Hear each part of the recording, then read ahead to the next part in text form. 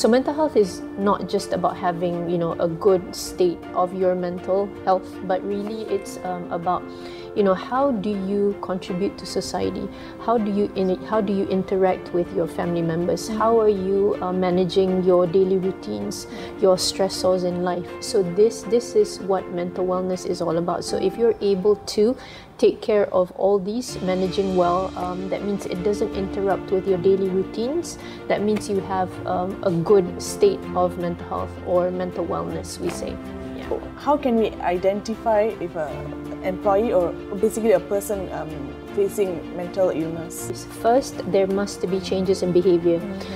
You see, mental health issues could be, for example, when somebody goes through grief, right? Or you have disturbances in sleep patterns, or you know, you go through difficulties at home, right? Or when personal issues and all that. So you know, you can't come to work and be bubbly and all that, right? So not necessarily mental illness, but probably just mental health issues, which still needs to be addressed, needs to be helped, and there must be that that safe space for them to reach out for the help as well. Good day, Puan Anita. Good day. How are you feeling today? Good, thank you. How are you? I'm good, thank you. Yes. Thank you for joining us today in SmartParrot TV's Thank you very much. What role do you think, or how important does HR or top management in an organization plays in shaping the employee's mental health? I think they play a very crucial role actually, because it's very important when, you know, an employee that are going through mental health issues or mental health condition to feel supported in the workplace. As you know, we spend a lot of time in the workplace, and of course we want to be in an environment where it's very conducive and very healthy for our mental well-being.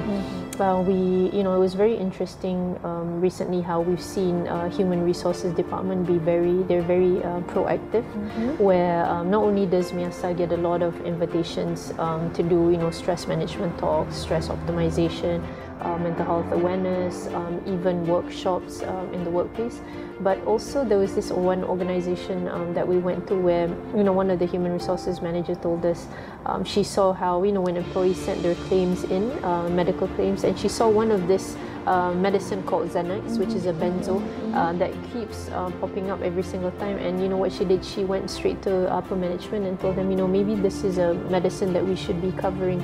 And I feel that, you know, being HR, that we see we're the entry and exit point of employees that come in and leave the workplace, that it's very important for human resources to have some knowledge of mental health and also mental illness, because then you will understand, you know, what are the early warning signs. So prevention and early intervention can happen, and this is very, very important. So stress management talks, stress optimization talks, mental health talks, and even having counselors in the workplace, having visiting psychiatrists in the workplace, spiritual talks. We've seen companies having, you know, 45-minute spiritual talks in, you know, during lunchtime, which I feel is very, very helpful.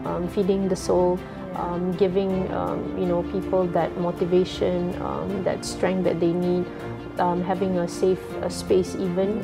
You know, there are companies that have invited us to do what we call circle time, where everyone can sit in, having that safe space, talk about things, vent about things, and then it also creates a very positive work environment, close-knit structure in the workplace as well. So having that, you know, supportive environment is very, very important, again, because we spend so much time in the workplace. Yes, true, definitely.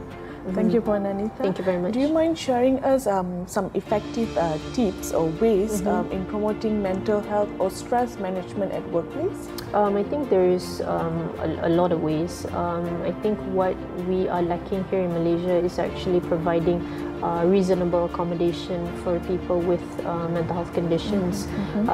I can give you an example. So people with, you know, physical disability or physically disabled, we say, let's say I'm on a wheelchair, right?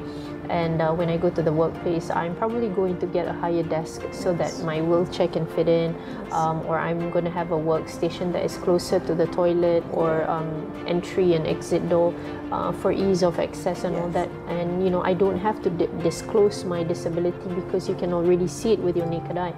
But this doesn't happen with people with mental illness or mental health conditions because you're not able to see it. And so reasonable accommodation for people like us means probably more flexible hours, for example, or more prolonged illness leave. We see a lot of multinational companies here in Malaysia. They actually provide a 1.5 year prolonged illness leave.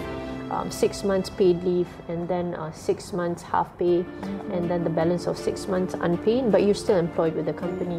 And I think this, this allows time for people with mental health conditions to actually rest and take care of themselves. So the first thing that needs to happen is always to take a break. Taking a break is very, very important before burnout happens, before you're not happy in the workplace, you're not productive and all that, because when you're not well, definitely you're going to take emergency leaves. Productivity is going to decrease, increase of absenteeism, as I mentioned earlier. Economic cost to the company is huge. We're talking about billions of money and all that. So all these things need to happen in order for people with mental health condition to feel supported in the workplace. So I think these are some of the things that we can do. Thank you, Puan Anita. Lastly, Puan Anita, how do you think organizations can gain support from external association, probably like MIASA, in overcoming this mental wellness or mental issue in workplace with employees? A lot of employees currently provide, we call it employee assistance program, where they tie up with external parties. So for example, if MIASA is part of the EAP, then when employees face any mental health difficulties, MIASA comes in to help in terms of intervention. So it could be providing peer support, it could be counseling, it could be therapy, other helpful things, so that they are helped in the workplaces.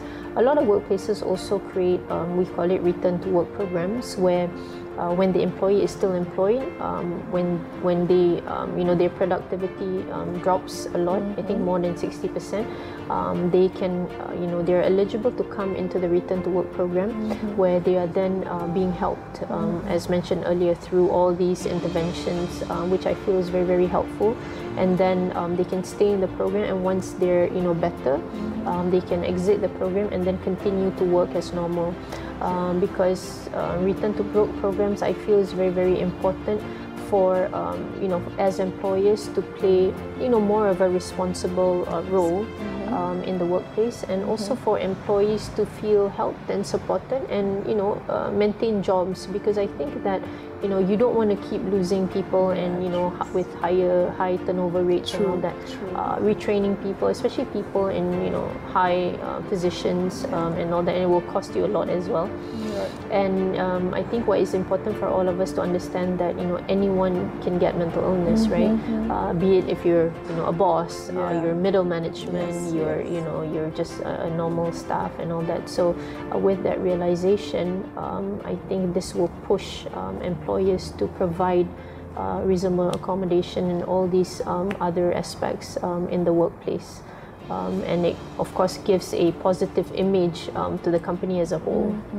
Right. Thank you, Puan Anita. Thank you very much. We have come to the end episode of SmartParrot TV. I believe our viewers have gained a lot of useful content from you today regarding mental wellness.